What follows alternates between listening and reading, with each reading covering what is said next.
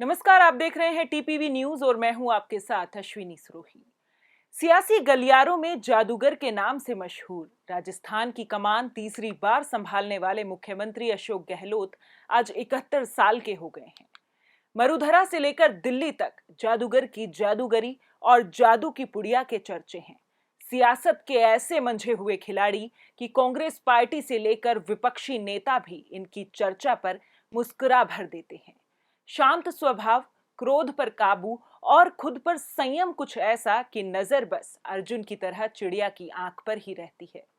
फिर चाहे विपक्ष को मुंह तोड़ जवाब देना हो या फिर खुद की ही पार्टी के भीतर हो रही बगावत पर लगाम लगानी हो। गहलोत के बारे में कहा जाता है कि उन्हें विरोधियों को ठिकाने लगाने में महारत हासिल है।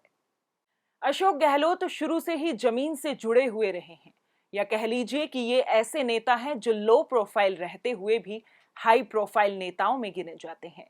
गहलोत के बारे में पुराने कांग्रेसी नेता कहते हैं कि इनमें जमीनी राजनीति के गुण हैं। तभी तो गांव, खेत खलिहान, मजदूर से लेकर हर तबके में अपनी जगह बना लेते हैं। ये तो हम सभी बखूबी जानते हैं कि अशोक गहलोत चांदी का चम्मच मुंह में लेकर पैदा नहीं हुए, बल्कि यहीं जमीनी स्तर पर सालों तक संघर्ष और मेहनत के दम पर अपनी अलग पहचान बनाई है।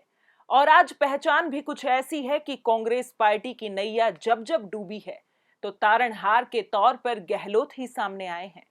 अशोक गहलोत का जन्म 3 मई 1951 में सूर्यनगरी जोधपुर में स्वर्गीय लक्ष्मण सिंह गहलोत के घर हुआ।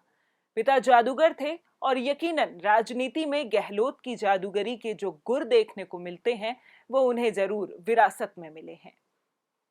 गहलोत की राजनीति में एंट्री हुई एनएसयूआई से, फिर जोधपुर शहर जिला कांग्रेस कमेटी की कमान संभाली, फिर कांग्रेस प्रदेश महासचिव बने।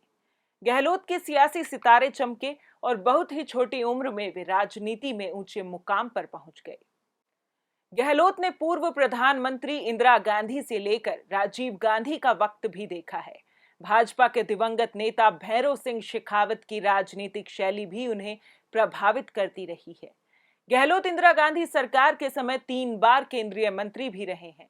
कहा जाता है कि राजनीति की बेहतर समझ के चलते गहलोत के कांग्रेस आलाकमान के साथ साथ विपक्षी पार्टियों में भी संबंध ठीक रहे हैं। इनका दबदबा कुछ ऐसा है कि राजस्थान के सियासी गलियारों से लेकर दिल्ली दरबार तक अग्रिम पंक्ति में अशोक गहलोत का नाम लिया जाता है।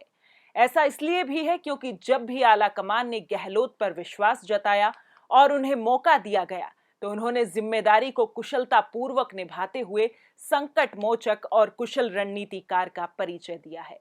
रुआब कुछ ऐसा है कि होम्योपैथिक दवा की तरह मीठी गोली देकर मर्ज ठीक कर ले जाते हैं। वर्तमान में भी कांग्रेस की देश में जो स्थिति है उसमें पार्टी के वजूद को कायम रखने में गहलोत की मुख्य भूमिका रही है। कांग्रेस पार्टी के हर राजनीतिक संकट में गहलोत ने अहम भूमिका निभाई है।